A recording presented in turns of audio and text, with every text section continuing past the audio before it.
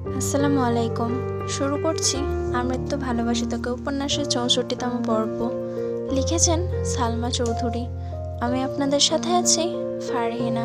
মোজাম্মেল খান গুরুভার কণ্ঠে বলে উঠলেন, বাইক নিতে হবে না, আমি তোমাকে একটুও বিশ্বাস করি না। অ্যাক্সিডেন্ট করবা একা করো, আমার কোনো আপত্তি নেই, কিন্তু তোমার অসাবধানতার জন্য অন্য কারোর হাত পা ভাঙবে এসব আমি সহ্য করব না। গাড়ি নিয়ে যাও। মোজাম্মেল খানের কথা শুনে বন্যা না চাইতেও হেসে ফেলল। তানভীর ভ্রু গুটিয়ে চাবি আনতে চলে গেছে। মোজাম্মেল খান বন্যার দিকে তাকিয়ে চাপা স্বরে বললেন, তুমি কিছু মনে করো না, আমাদের বাবা ছেলের সম্পর্কটা এমন, এখন কিছু না বললে ওর বেপরোয়া স্বভাব কখনো ঠিক হবে না। বন্যা মৃদু হেসে বলল, আমি কিছু মনে করিনি আঙ্কেল। ঠিক আছে, সময় করে মাঝে মাঝে বেড়াতে এসো।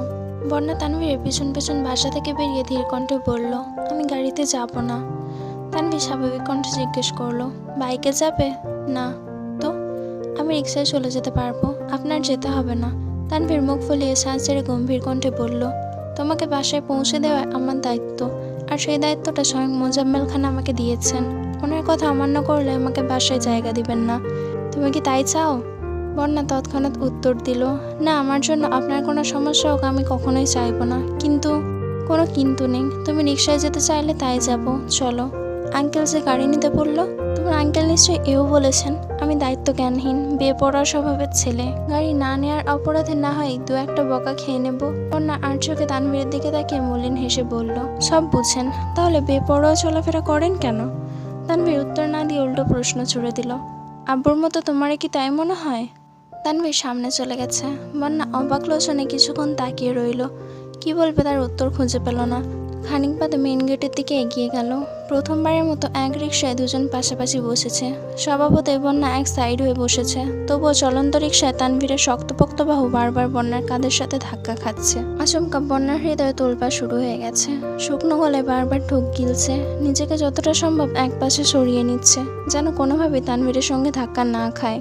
বন্যা ভিতরে ভিতরে নিজের প্রতি ক্ষুব্ধ হচ্ছে। ভেবেছিল রিকশায় একা চলে যাবে, তাহলে বাইক গাড়ির ঝামেলাও পোহাতে হবে না।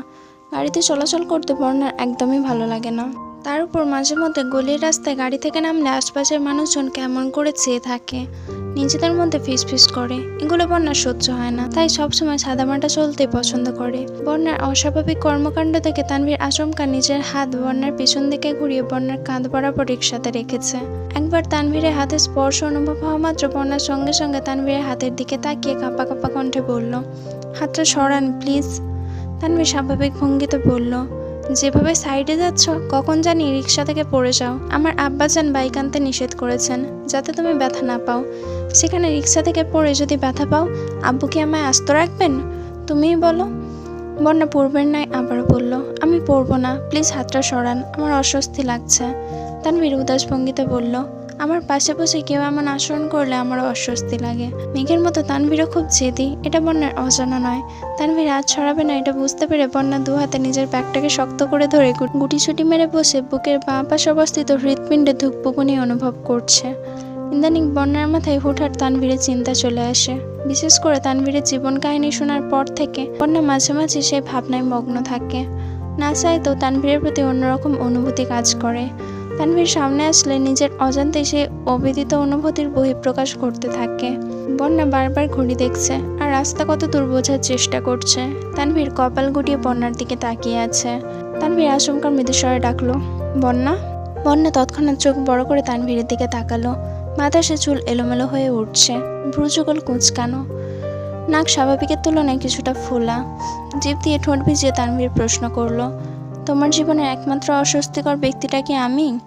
বন্যা তখনও নিরেট দৃষ্টিতে তানভীরের দিকে তাকিয়ে আছে।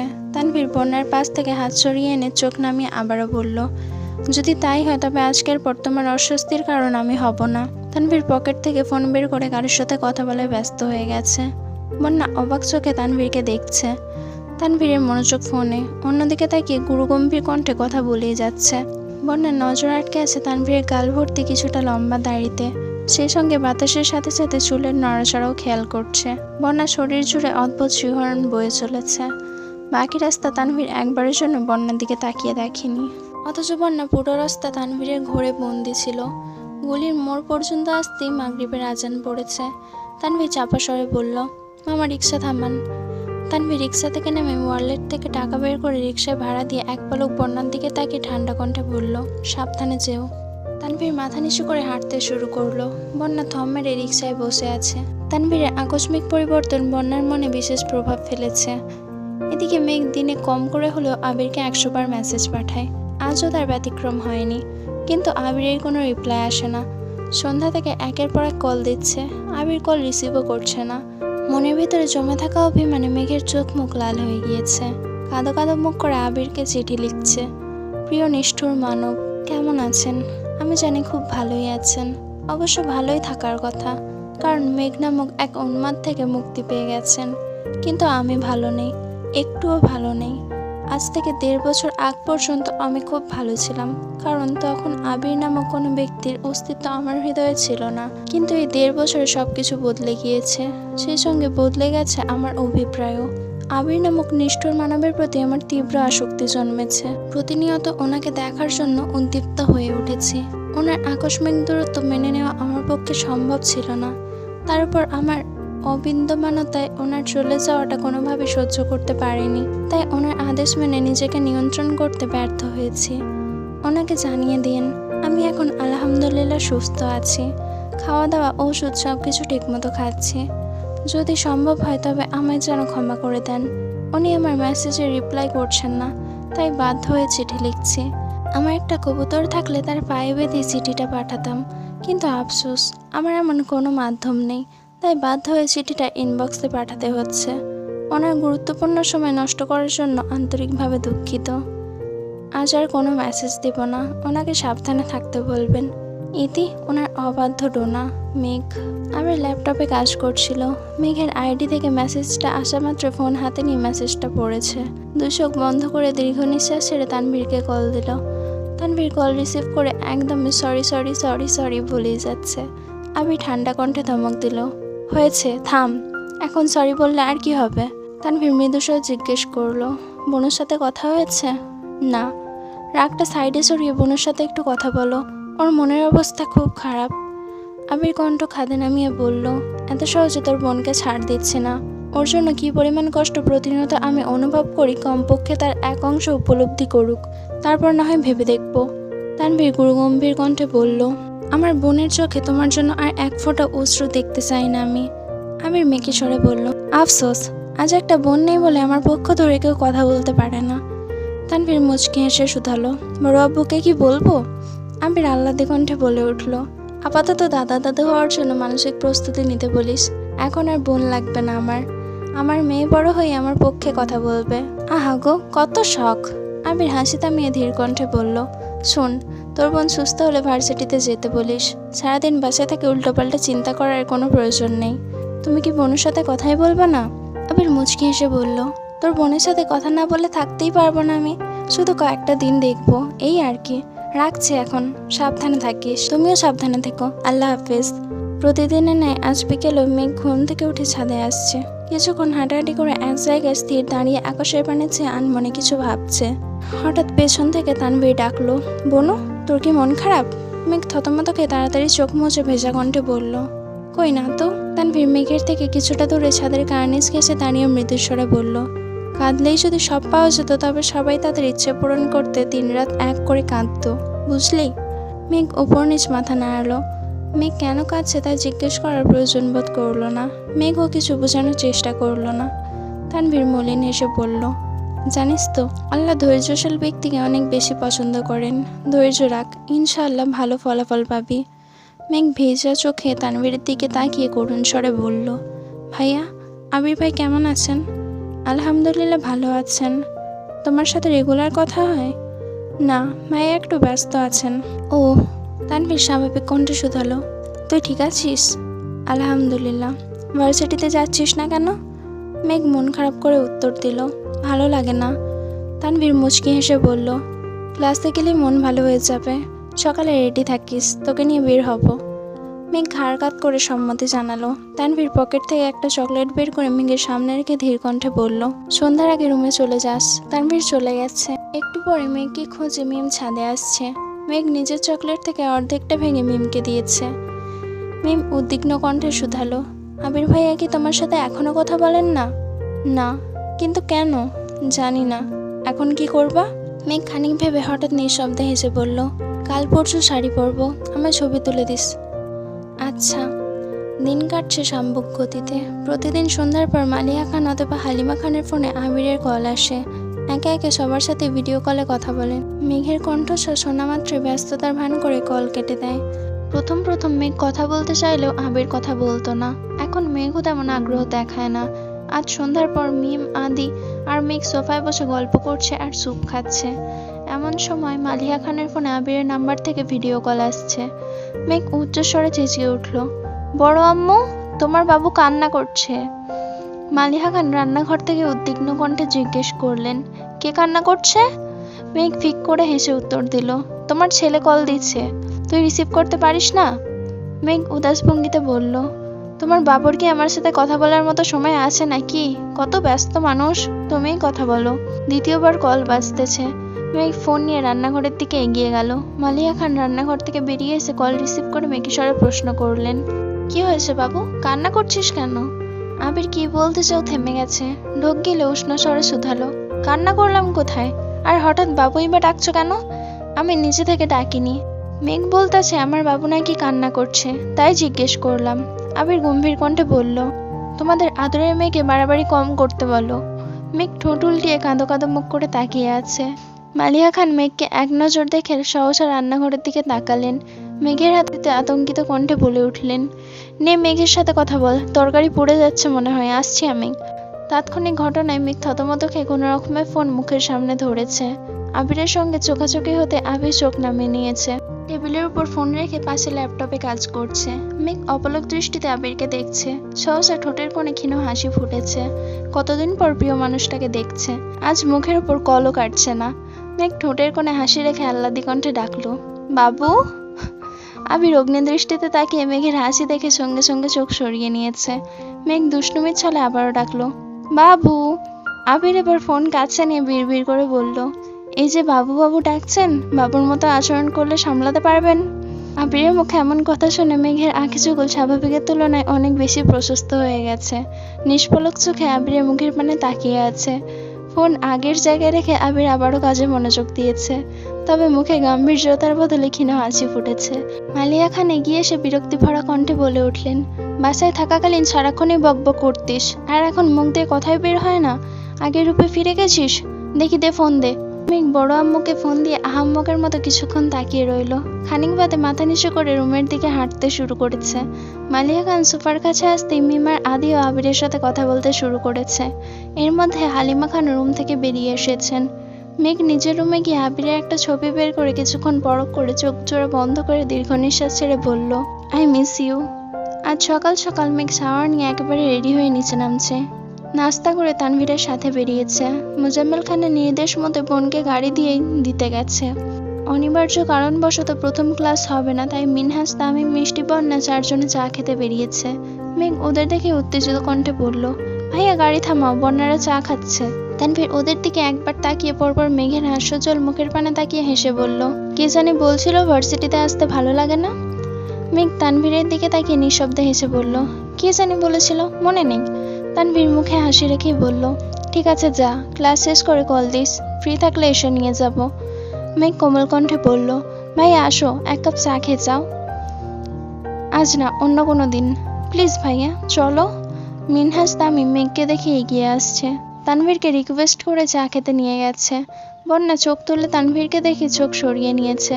মাথা নিচু করে মেঘের সাথে আস্তে আস্তে কথা বলছে। তানভীর মিনহাজ আর তামিমের সাথে টুকিটাকি কথা বলতে বলতে এক কাপ চা খেয়েছে। বন্যার দিকে একবারের জন্যও তাকায়নি। মিনহাজ বন্যাকে উদ্দেশ্য করে বলল, ভাবি, আজকের ট্রিটটা যে আপনার পক্ষ থেকে, এটা ভাইকে বললেন না? বন্যা রাগী স্বরে বলল, ভাবি টাকাটা বন্ধ করবি?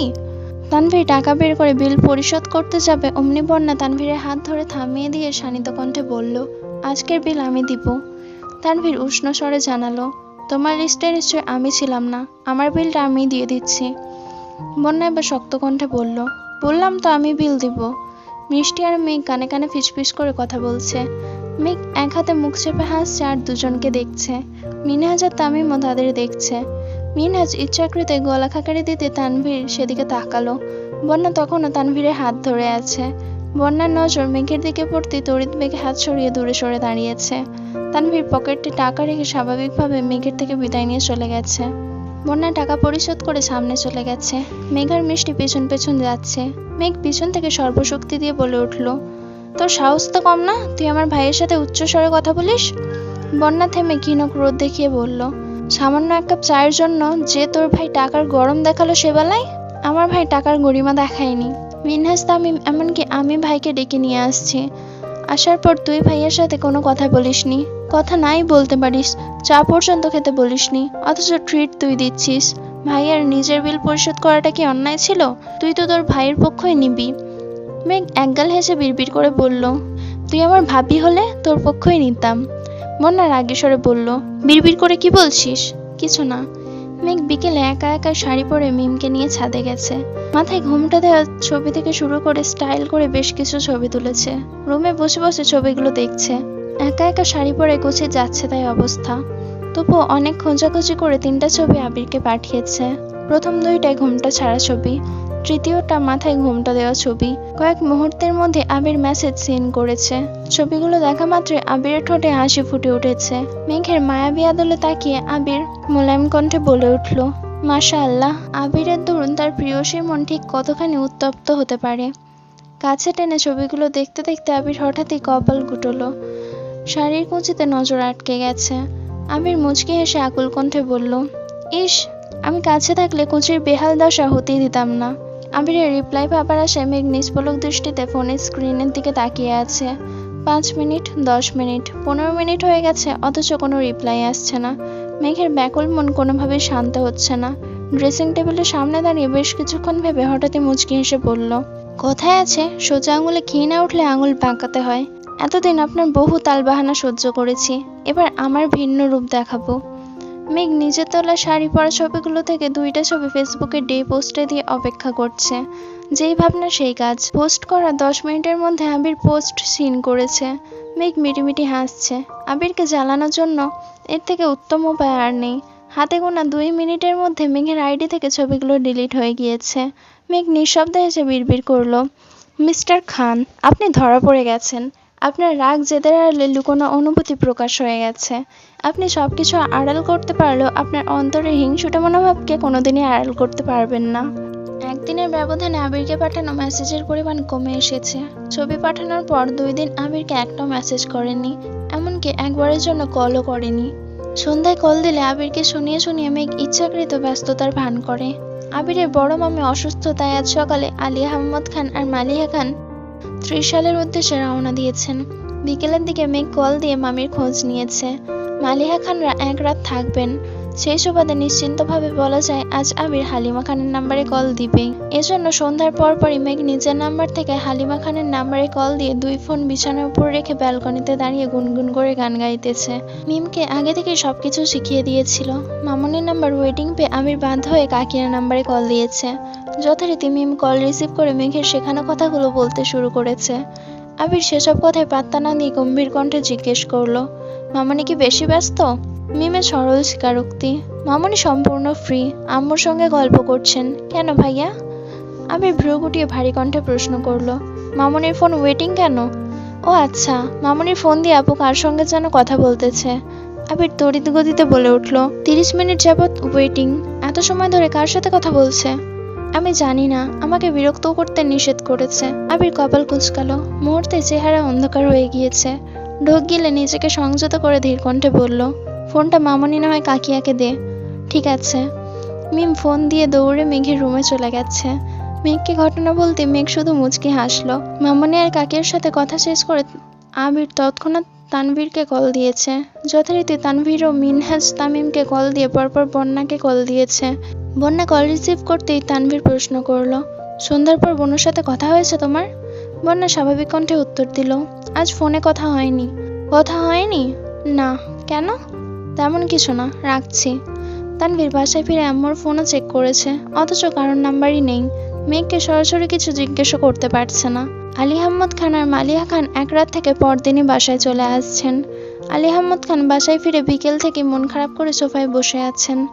মালিহা খান শান্ত স্বরে জিজ্ঞেস করলেন, আপনার কি শরীর খারাপ? আলী আহমদ খান এপাশ ওপাশ মাথা নাড়ালেন। মোজাম্মেল খান নিজের রুম থেকে বেরিয়ে আস্তে আস্তে বললেন, ভাবি, ভাইজানের শরীর নয়, মন খারাপ। এই মন আর ভালোই হবে না।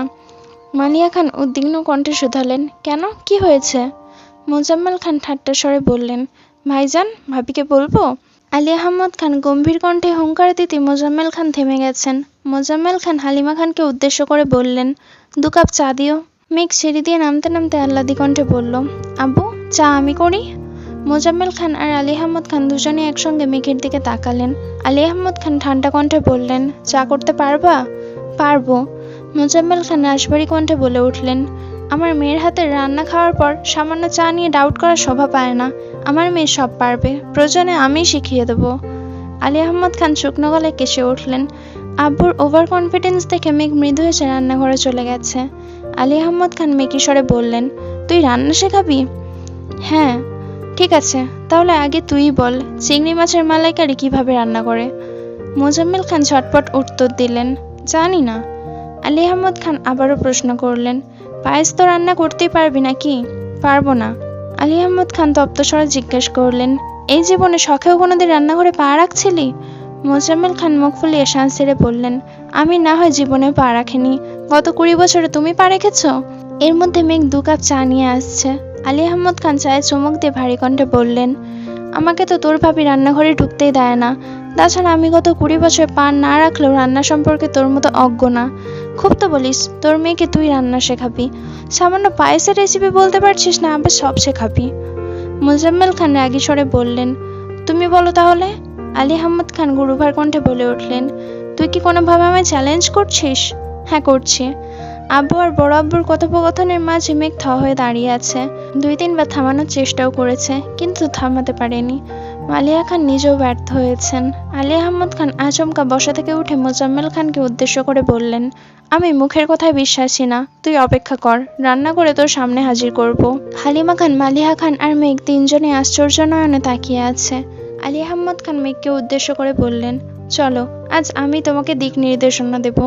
যেভাবেই হোক তোমার আব্বুকে চ্যালেঞ্জে হারাতেই হবে।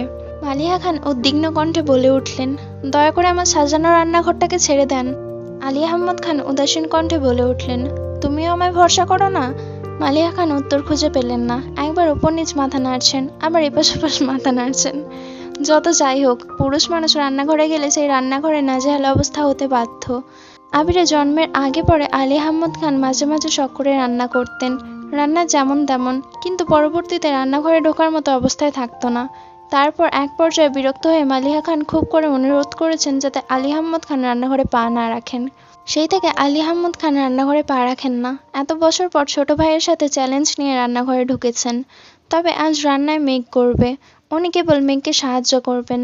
এর মধ্যে হালিমা খান তানভীরকে কল দিয়ে জানিয়েছে আলী আহমদ খান নিজেই ফ্রিজ থেকে চিংড়ি মাছ, দুধ সহ প্রয়োজনীয় সরঞ্জাম বের করেছেন। এদিকে ভয়ে মেঘের হাত পা ঠান্ডা হয়ে যাচ্ছে। আলী আহমদ খান মানে আতঙ্ক। আব্বুর থেকেও মেঘ বড় আব্বুকে বেশি ভয় পায়। রান্নায় গন্ডগোল করলে আজ মেঘের খবরই আছে। এই ভয়ে বারবার ঢোক গিলছে। কিছুক্ষণের মধ্যে তানভীর আসছে। হালিমা খান, মালিহা খান দূরে দাঁড়িয়ে দাঁড়িয়ে মেঘেদের কর্মকাণ্ড দেখছেন। তানভীর রান্নাঘরের সামনে দাঁড়িয়ে মৃদুস্বরে বলল, আমি কি কোনোভাবে সাহায্য করতে পারি?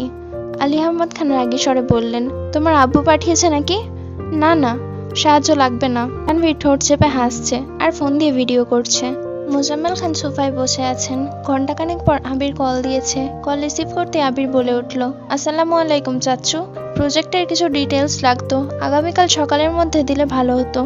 মোজাম্মেল খান ঠাট্টা স্বরে বললেন, ওয়ালাইকুম আসসালাম, প্রজেক্ট নিয়ে পরে ভাবা যাবে, আপাতত ভিডিও কল দাও। আবির ভ্রুকুচকে ভারী কণ্ঠে জিজ্ঞেস করলো, ভিডিও কল কেন? আরে দাও আগে। সচরাচর মোজাম্মেল খানের সাথে ভিডিও কলে কথা হয় না বললেই চলে, প্রয়োজনে 2-4 মিনিট ফোনেই কথা বলে। আবির ভয়ে ভয়ে ভিডিও কল দিল। মোজাম্মেল খান কল রিসিভ করে হাসতে হাসতে বললেন, তোমার আব্বুর মাথা নষ্ট হয়ে গেছে, দাঁড়াও দেখাচ্ছি। আবির ভ্রুকুচকে সূক্ষ্ম নেত্রে তাকিয়ে আছে। চাচুর কথার মাথা মুন্ডু কিছুই বুঝতে পারছে না। মোজাম্মেল খান রান্নাঘরের কাছে গিয়ে ফোন ওদের দিকে ঘুরিয়ে হাসতে শুরু করেছেন। আলী আহমদ খান আবিরকে এক নজর দেখে শক্ত কণ্ঠে বললেন, তোমার চাচু আমায় চ্যালেঞ্জ দিয়েছে, আমি নাকি রান্না পারি না। আবির শুকনো গলায় ঢোক গিলে ধীর কণ্ঠে বলল, আপনার শরীরের অবস্থা খুব একটা ভালো না, তার মধ্যে আজই এতটা পথ জার্নি করে আসছেন, এই অবস্থায় এসব চ্যালেঞ্জের কোনো মানেই হয় না। আলী আহমদ খান স্বাভাবিক কণ্ঠে বললেন, আমি বেশি কিছু করছি না, মেঘ মামুনি সবটা দেখছে। মেঘের দিকে ফোন ঘোরাতে আবিরের চোখ কপালে ওঠার অবস্থা। মেঘের কপালে কাপড় বাঁধা, চুলগুলো শক্ত করে খোঁপা করা, ওড়না পেঁচিয়ে কোমরে বেঁধে রেখেছে। মেঘকে এ অবস্থায় দেখে আবির শুকনো মুখে বিষম খেয়ে উঠেছে। আতঙ্কিত কণ্ঠে বলে উঠল, এই পাগ। আবিরের মুখে আসা কথাটা গিলে দুই চোখ বন্ধ করে দীর্ঘ নিঃশ্বাস ছেড়ে উষ্ণ স্বরে বলল, ও এখানে কি করে? মোজাম্মেল খান বেকিম ভঙ্গিতে বললেন, তোমার আব্বু আমার মেয়েকে রান্না শেখাচ্ছে। আবির মনে মনে বিড়বিড় করলো, তোমাদের পাগলামির মাঝে আমার অবুঝ বউটাকে কেন টানো? আলী আহমদ খান মৃদু স্বরে বললেন, আবির, তুমি আমার স্পেশাল রেসিপিগুলো মিস করবে। আবির না চাইতেও মলিন হেসে শুধালো, তা কি কি রান্না হচ্ছে? চিংড়ি মাছের মালাইকারি, বেগুন ভর্তা, পাবদা মাছ ভোনা, আমার স্পেশাল ডালের রেসিপির সাথে পায়েস। আবির উদ্বিগ্ন কণ্ঠে বলল, এত কিছু করার কি দরকার? আর আম্মু কোথায়? মিম মালিহা খানের কাছে ফোন নিয়ে গেছে। আবির রাগান্বিত কণ্ঠে বলে উঠল, আম্মু, এসব কি হচ্ছে? তুমি কিছু বলছো না কেন? আমি অনেকবার বারণ করেছি, তোর আব্বু কি কথা শোনার মানুষ? আবির রাগান্বিত কণ্ঠে বলল, আব্বুর এই শরীর নিয়ে রান্নাঘরে ঢুকতে দিলে কেন? আর তোমরা কি একটুও বুঝো না? মেয়ে কি বেগুন পোড়াতে পারবে নাকি? হাত পা পুড়ে নাজেহাল অবস্থা করে ফেলবে। ওনাদের উল্টোপাল্টা চ্যালেঞ্জকে তোমরা কিভাবে সাপোর্ট করছো? মালিহা খান শান্ত স্বরে বললেন, কারোর কিচ্ছু হবে না, তুই মাথা ঠান্ডা রাখ। তাছাড়া ওদের রান্না প্রায় শেষের দিকে। আবির রাগান্বিত স্বরে বলল, যা ইচ্ছা করো, আমার কি? আবির আগে কল কেটে দিয়েছে। মেঘের রান্না প্রায় শেষ দিকে। তানভীর ছবি তুলে আবিরকে পাঠিয়েছে। আবির ছবিগুলো দেখে সঙ্গে সঙ্গে রাগি ইমোজি পাঠিয়েছে। খাবার টেবিলে মুখোমুখি দুই ভাই বসা। মেঘ দুজনকে খাবার বেড়ে দিচ্ছে। মোজাম্মেল খান চুপচাপ খাবার শেষ করে উঠে যেতে যেতে বললেন, ভাইজান, তুমি জিতছো। এবার মন ভালো হয়েছে? আলী আহমদ খান গম্ভীর কণ্ঠে বললেন, আমার মন ভালো করার অযথা উদ্যমটা খুব ভালো ছিল, ধন্যবাদ।